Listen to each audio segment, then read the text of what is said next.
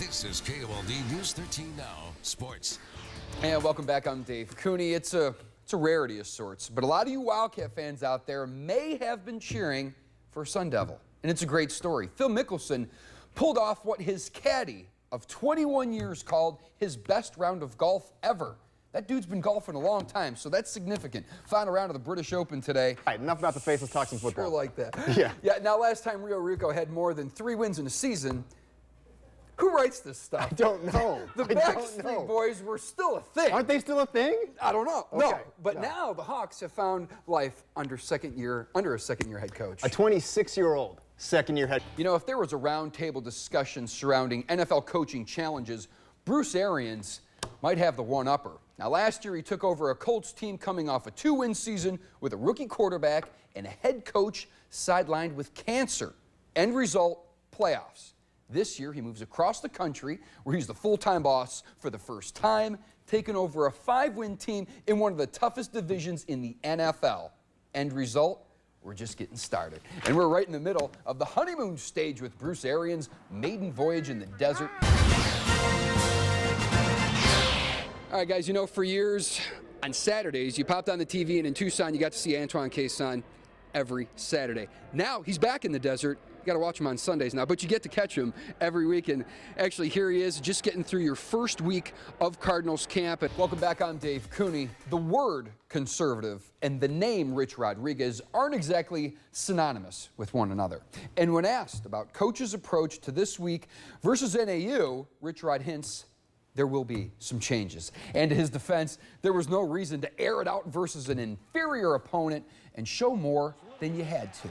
But it's just not coach's style. B.J. Denker only attempted 13 passes, and now fittingly, he will shed a bit of the coy play calling in Sin City.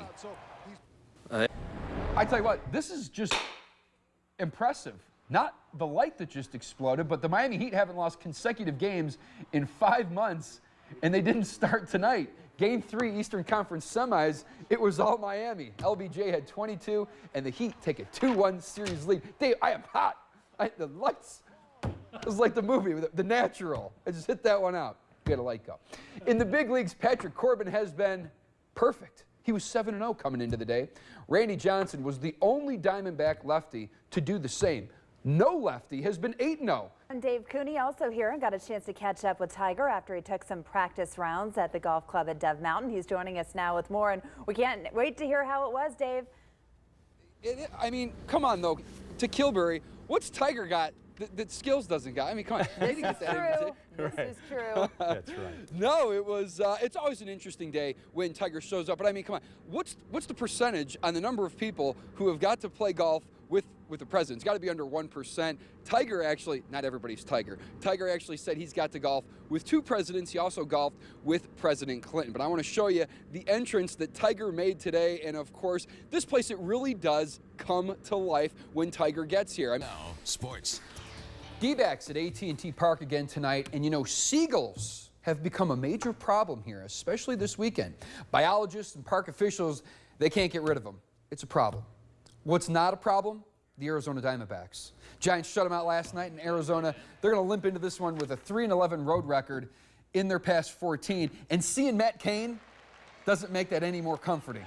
Aaron Hill, I guess he thought about it right there. 1 of 4 Ks for Cain.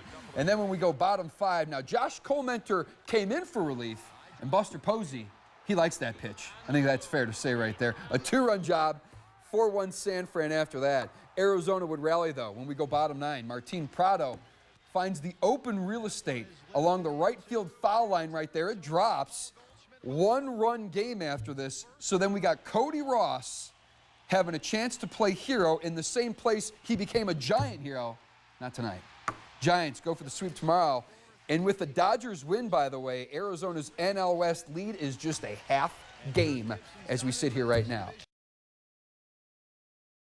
And I said to my husband, you know, I think I'm going to run 365 days in a row without missing a day as my New Year's resolution. And this was an idea Martha Staten came up with while taking a jog last December. But I'm going to reward myself with a different beer every night for 365 consecutive nights. 40 days left, show me 40 cents using coins. Staten, who is a resource teacher at Wilson Elementary School, is now less than a half a month away from her New Year's resolution, a resolution that does include a taste of the good life.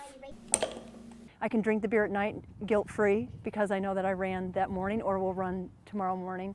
But you know, the benefit is the kids see me running, they know that I run, and they like to be a part of that. 1, 2, 3. We are counting down the days of her running. And at the end of the year, she's done with her goal.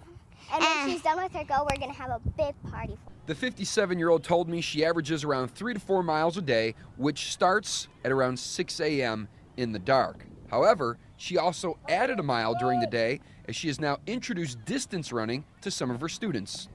Why do we jog slowly first? Who can tell me? I thought, okay, there's Martha. She's going to run another, she's going to run the extra mile. She's going to do the extra mile in more ways than one. I think both of her goals are very phenomenal goals, and she's being very successful at both, and we're proud of her. And I think it's worth noting that Martha has qualified and will run in this year's Boston Marathon. So Martha starts every day with a jog, but ends the day like this. So this is the beer refrigerator where we store the beers that I have yet to sample. Let's try the Scarecrow. I have the beer right before dinner. Okay. I sit down with my journal. I write about my run or maybe the day. And then I open up the beer. I take a picture of the bottle. I pour the beer. My husband always gets a little bit of it.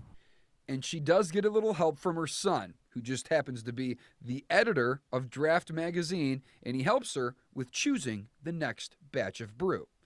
From the Northwest Side, I'm Dave Cooney for KOLD News 13 Sports, live local, late breaking.